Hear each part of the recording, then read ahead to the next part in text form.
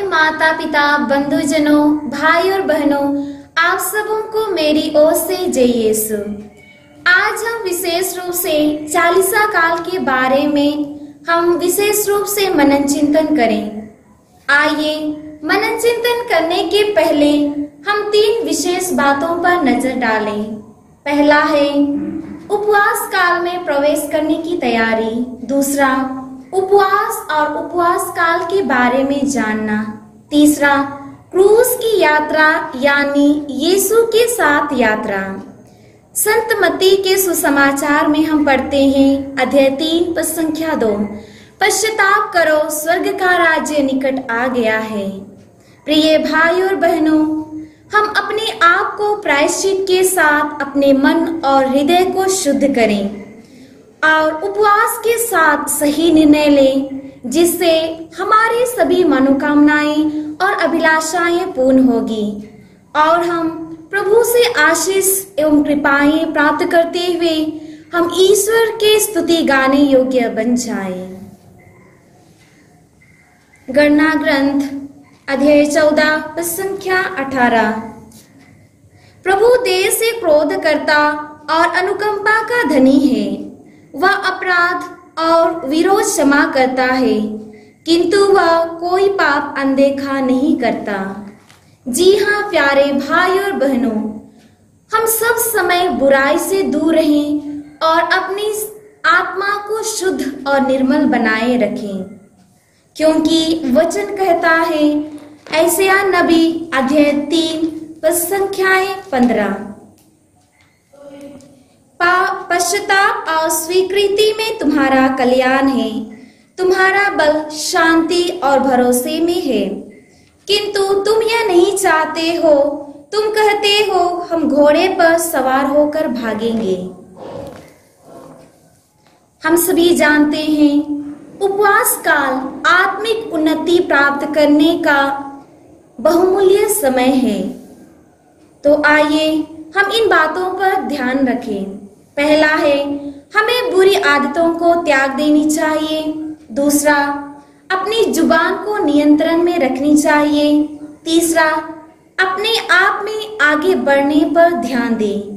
केवल ईश्वर पर विशेष श्रद्धा एवं भरोसे के साथ ईश्वर के सही रास्ते पर कदम बढ़ाने की कोशिश करें। अभी हम दूसरे बातों पर मनन चिंतन करें। उपवास और उपवास के बारे में जानना। उपवास मतलब ऊपर यानी स्वर्ग में विराजमान यीशु के साथ वास अर्थात ईश्वर से साथ संबंध रखना। उपवास क्या है? हम कई बार अपने मन में विचार करते रहते हैं और प्रश्न पूछते रहते हैं कि उपवास क्या है। उपवास यह है कि ईश्वर के नजदीक आना और जिस रास्ते से होकर गुजर आए हैं उसे जरा मुड़कर देखना। तीसरा, ईश्वर के साथ संबंध रखना। सच्चा उपवास क्या है?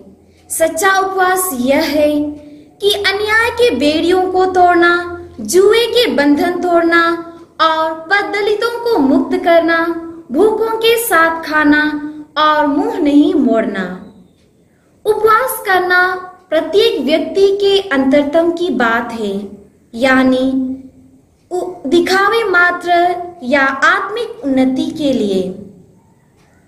इन सभी बातों में व्यक्तित्व पर निर्भर करता है कि हम किस प्रकार उपवास करते हैं। क्या उपवास करना जरूरी है? जी हाँ, उपवास करने की अत्यधिक जरूरी है, क्योंकि जब हम शुद्ध हृदय और मन से उपवास करते हैं तो एक दिन की उपवास 40 दिन के बराबर होती है। तो हम जब उपवास करते हैं तो हमारा उपवास आनंद में बदलनी चाहिए। तो इन बातों पर हम ध्यान दें। पहला, वचन को पढ़ना। दूसरा, परमेश्वर के साथ समय बिताना। तीसरा, प्रभु के उपकारों को याद कर धन्यवाद देना और यीशु की स्तुति करना एवं यीशु से बातें करना। जब हम ईश्वर के सानिध्य में रहते हैं तो हमारे शरीर में ऊर्जा उत्पन्न होती है।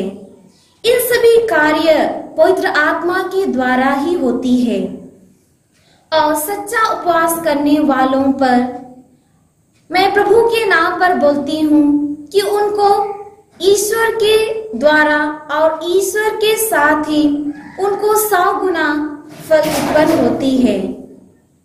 तो आइए अब हम तीसरी बातों को विचार करें।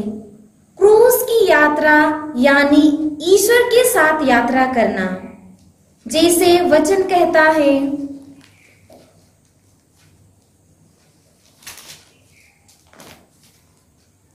संत पेतरुस का पहला पत्र अध्याय 2 पद संख्या 21, क्योंकि मसीह ने आप लोगों के लिए दुख भोगा और आपको उदाहरण दिया जिससे आप उनको अनुसरण करें।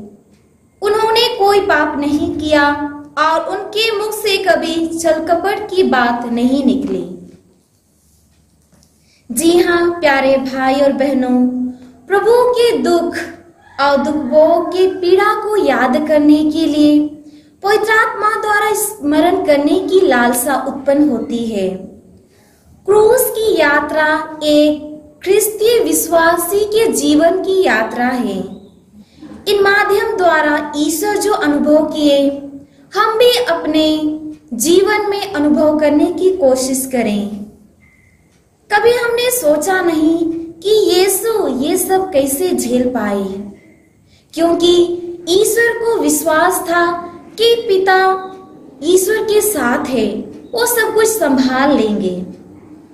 और जैसे हमारे जीवन में जब दुख तकलीफ आती है, संकट आती है और हमारे जीवन में अंधियारा छा जाती है, तो हमें धैर्य के साथ सहन करते हुए हम अपने आंखों के सामने आनंद को देखनी चाहिए। जब हम दुख के समय हम अपने सामने आनंद को देखते हैं तो ईश्वर के नाम पर और ईश्वर के सानिध्य में उपस्थित होकर हम अपने पापों पर और अपने दुख संकट में हम विजय प्राप्त करते हैं। जैसे वचन कहता है,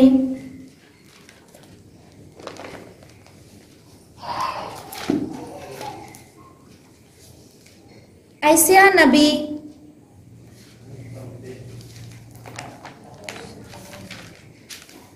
अध्याय 53 पद संख्या 7, वह अपने पर किया हुआ अत्याचार धैर्य से सहता गया और चुप रहा। वध के लिए ले जाए जाने वाले मेमने की तरह और उन कतरने वाले के सामने चुप रहने वाली भेड़ की तरह उसने अपना मुंह नहीं खोला। इसलिए हम भी जब हम दुख सहते हैं या हमारे जीवन में विपत्ति आती है तो हमें चुपचाप से सहनी चाहिए, क्योंकि ये सब चीज सहन करने के लिए हमें ईश्वर आशीर्वाद देते हैं। तो मैं गर्व के साथ बोलती हूँ कि स्वीकार करें और जो कुछ भी हमारे जीवन में आती है उन्हें हम प्रभु के साथ झेलें। मैं कहती हूँ झेलो और स्वीकारो। प्रभु हमारे जीवन के अंतिम क्षण में चमत्कार दिखाएंगे और हमें 100 गुना फल उत्पन्न करेंगे।